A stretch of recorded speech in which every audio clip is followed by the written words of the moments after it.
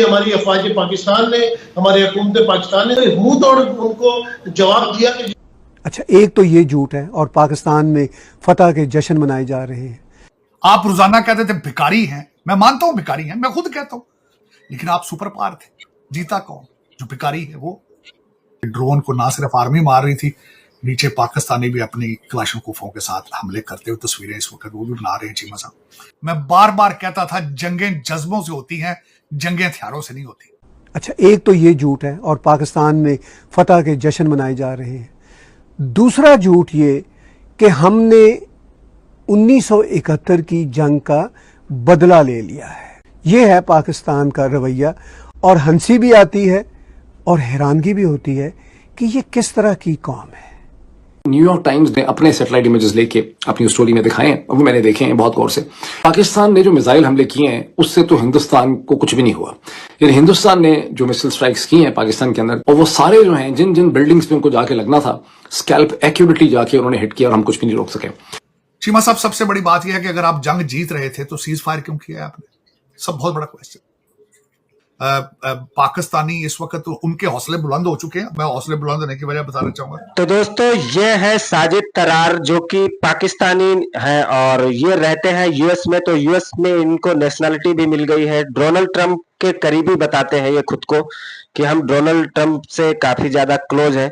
और ये इंडिया में काफी ज्यादा लोग इनको देखते थे, सुनते थे, क्योंकि ऐसा माना जाता था कि ये एक न्यूट्रल आदमी है और एक न्यूट्रल पॉइंट ऑफ व्यू अपना रखता है। लेकिन जब इंडिया पाकिस्तान के बीच कसीदगी बढ़ी और जब ऑपरेशन सिंदूर कंडक्ट किया गया इंडियन आर्म फोर्सेस द्वारा, तब इनका असली चेहरा सामने आया। और फिर जिस तरह से ये भारत के ऊपर भड़के हैं और जिस तरह से इन्होंने रॉ को और भारतीय जो एजेंसीज थी उनके बारे में जो भला बुरा कहा, और पूरी की पूरी तरीके से आईएसआई और आसिफ मुनीर का जो एजेंडा है उसको फैलाया पूरे अमेरिका में, पूरी दुनिया के सामने, तब जाके इनका असली चेहरा लोगों के सामने आ गया और ये पूरी तरह से एक्सपोज हो गए।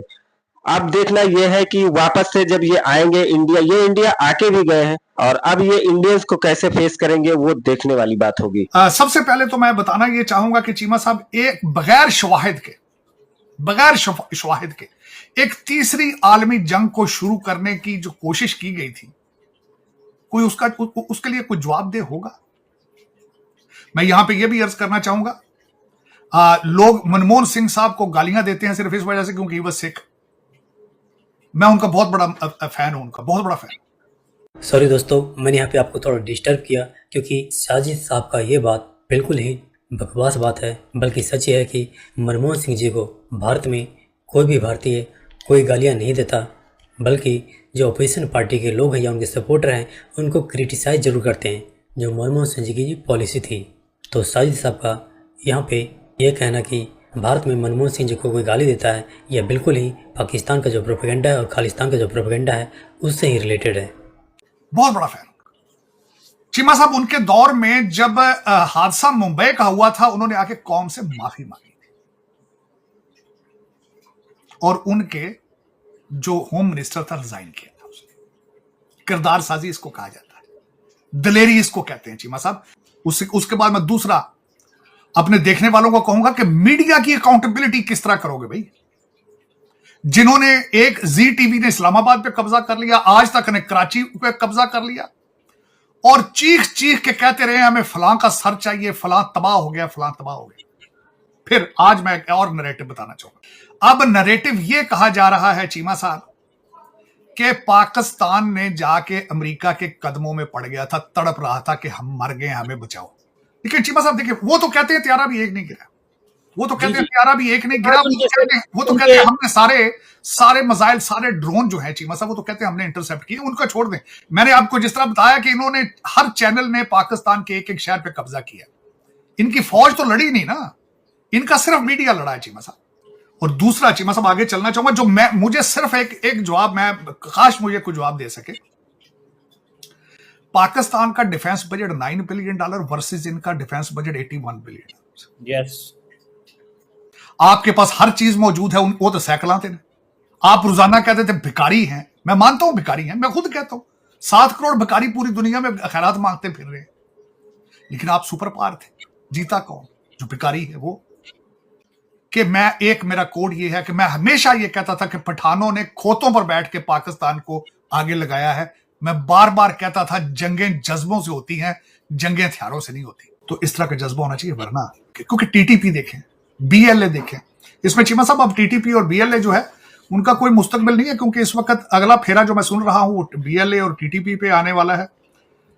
और पाकिस्तान की आर्मी का मोराल इज हाई, और मैं समझता हूं कि इसमें पाकिस्तान के पास चाहे क्रिकेट का मैदान हो, चाहे सियासत का मैदान हो, मायूसियां थी, लेकिन आज सारी कौम का मोराल इज हाई। लोग जो दूसरी साइड पे भी बना रहे हैं कि ड्रोन को ना सिर्फ आर्मी मार रही थी, नीचे पाकिस्तानी भी अपनी क्लाशनकोफों के साथ हमले करते हुए तस्वीरें इस वक्त वो भी बना रहे हैं चीमा साहब। लेकिन ये कि तशद्दुद की कोई गुंजाइश मौजूद नहीं है।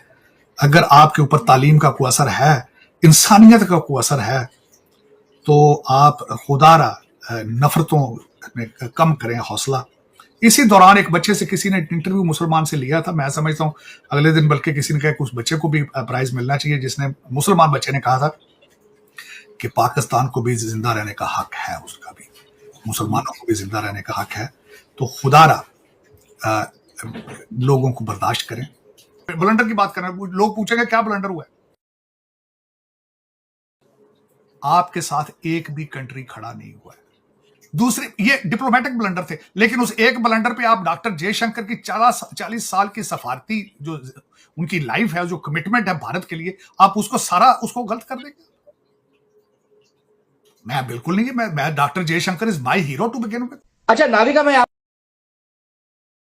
ने ठीक है, सडनली भारतीय मीडिया बहुत एक्साइट हो गया, लेकिन जो खबरें थी वो बिल्कुल सही थी जो भारतीय मीडिया दे रहा था, बिल्कुल, कि कराची के ऊपर अटैक हुआ।